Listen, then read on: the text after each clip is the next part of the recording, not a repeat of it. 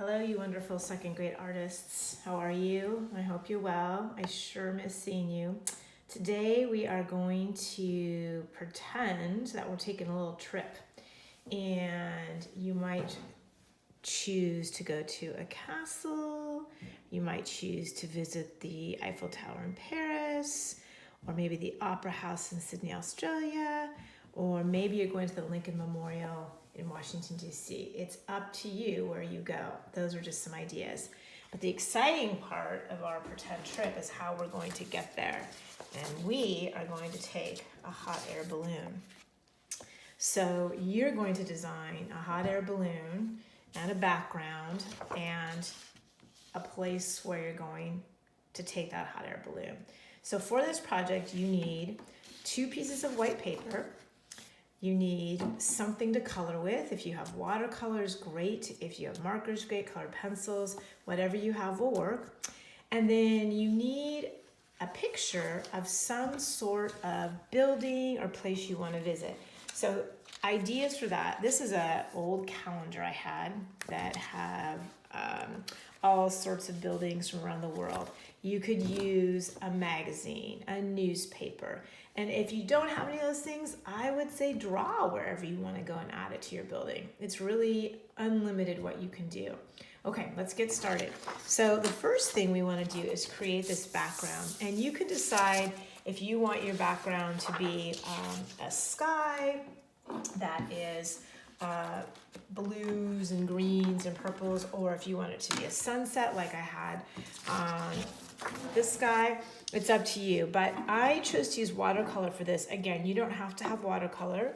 I would say to you that if you want to use watercolor and that's not something you have at home, maybe it's at school, if you send me an email, I have several extra watercolor palettes. I pulled everything I could from our classroom, and I'm happy to drop them off to you in a bag. Just leave it on your porch so that you could use watercolor. So you email me and let me know if you need it. But for this, I'm going to, I think for this I'll create the sunset like I did.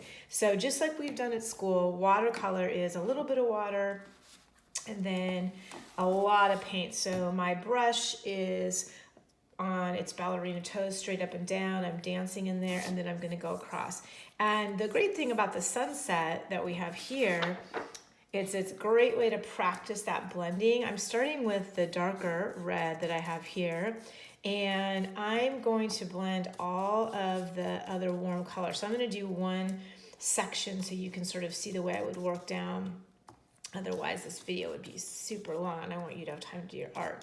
So we're going to brush the color, brush the red right here. So my next warm color on my palette is orange. So I'm going to get a bunch of orange on here, and I'm going to just slowly go right on top of that red for my first one, because I want it to be sort of an orangey red in the beginning. And then I start to slide down and just introduce the orange so that it looks like it's kind of blended. We don't want this to be like a stripe of color. So I don't want, here's what I don't want. I don't want a strip of like red. I want it to look like it's all one sky. So I'm going to keep going down.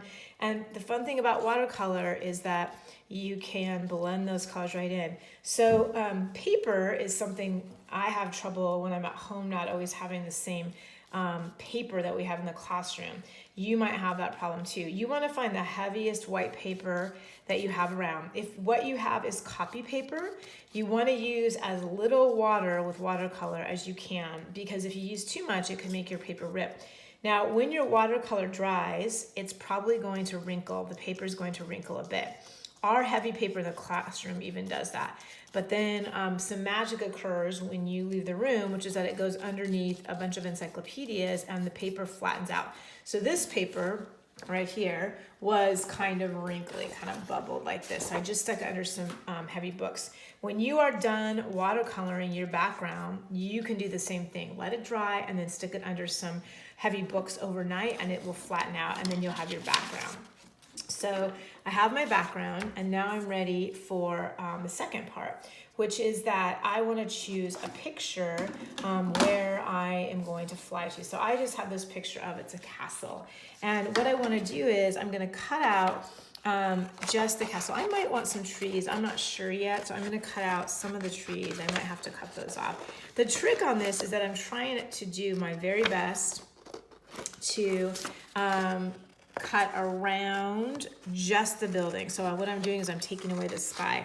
Ooh, I should say to you that if scissors are something that you're short on at home, send me a note on that too. I have some extra pairs of those as well. So let me know. So I'm going to cut this out, go around doing my very best cutting. And then I want to see how it's going to best fit on my paper, on my background that I just painted. So you already have figured this out, I'm sure, but your paper needs a little bit of time to dry. So maybe you do one part of this in the morning and then one part in the afternoon after it's dry. So what I'm left with is my castle.